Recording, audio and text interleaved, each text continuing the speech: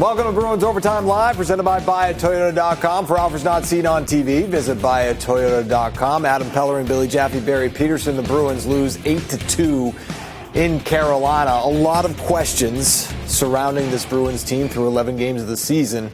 I'll tell you, they didn't find any answers against the Hurricanes tonight. No, it was really never felt close. I mean, I know we said they may have had a chance when it was 4-2 and everything, but this is a team in disarray right now, Barry. And we talked pregame about the disconnect, and it obviously didn't get any better in this one. They were outmatched, out effort, outsmarted, out-disciplined by the opponent, and because of that, they got one of their worst defeats. They've experienced one of their worst defeats since 2019. We talk about they had 5 power play opportunities. They had a 5-on-3, and they had 15 shots on goal.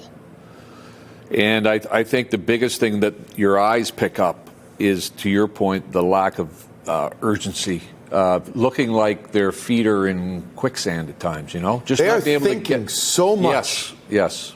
And because of that, right, it slows you down. Correct. They are thinking instead of reacting. Reacting. And you can see the polar opposite on the other side with the Hurricanes, right? Oh, absolutely. And they could tell it. They could feel it. Yeah. They could sense what was happening. Yeah. And as we did say in the pregame, too, one of the other things is, as we know, coming off that first game, coming home from a long, successful road trip, you're kind of thinking, okay, you have a good first period here for the Bruins. Maybe you can get some momentum going. Not only did that not happen, they had a very poor first period. Season high 8 goals allowed for the Bruins. Season low 15 shots on goal. And in the first period, the Hurricanes were able to strike a delayed penalty. Johnny Beecher, an interference call against the goaltender. And Jack Roslovic, who's been playing well, like the Hurricanes team as a whole, scores the first goal of the game. They already get 6-on-5 on the ice because Kochetkov gets off quickly, and then the Bruins 1, 2, 3, 4. We don't even need to telestrate it for it. 4 guys below the goal line, and then Roslovic gets it in the mid-low slot. And the breakdown shows after Kochetkov goes down, 6th attacker gets on the ice. And now watch the Bruins puck watch here. 1, 2, 3, 4 below the goal line. Barry, you coached. Yeah, your poor goalie sitting there all alone with the guys in the slot. But to your point, Billy, you have numbers back. You have plenty of layers you should be able to put in place. But when they're all behind the goal line, there is no layer.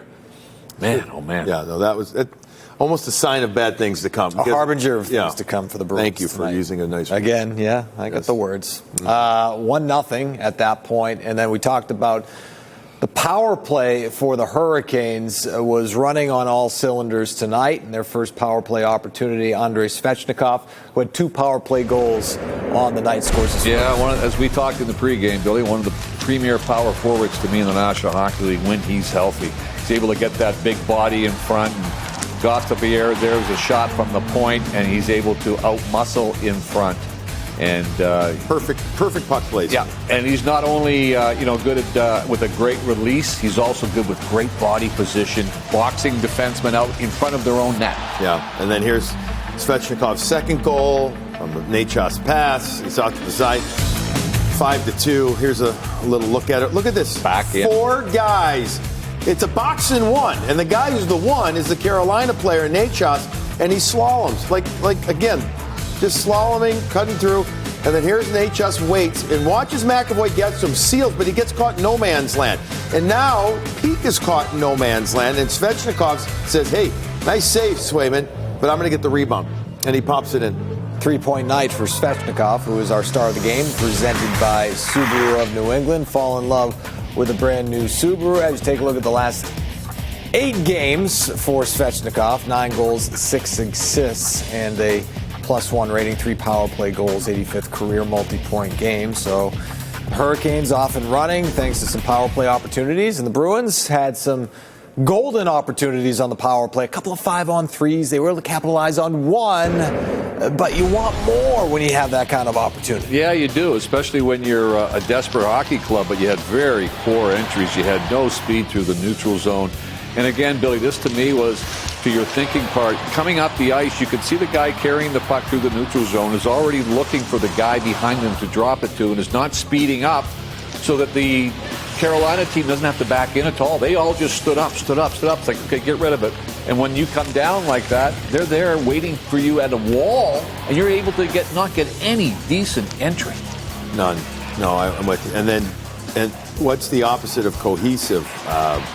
Incohesive. Yeah, thank you.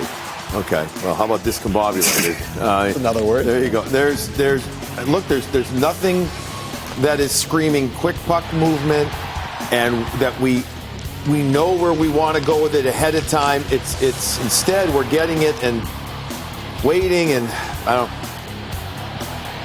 there was, usually we would say, okay, well, this was good, but that wasn't good. Barry, tonight you can't say anything. No, you can't. And again, we talked about the pregame about the Bruins' lackluster team defense. I'm not just saying the 1 through 6 in the backside. I'm talking about the forwards as well who have left their defensemen. Right there, you had an opportunity to get it down, and you don't.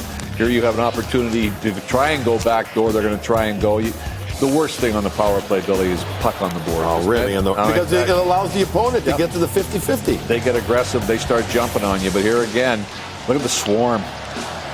Carolina's coming after you. You can't get the puck in, and now you have to try and regroup in the neutral zone. But we talked about the need for structure in team defense, which wasn't there, which, this team in the past has had. Specialty teams have been something that when the Bruins go on the road and they needed a big win, specialty teams, the penalty killing would shut them down. You get maybe a power play goal or two, some good goaltending. You'd only allow 25 shots against.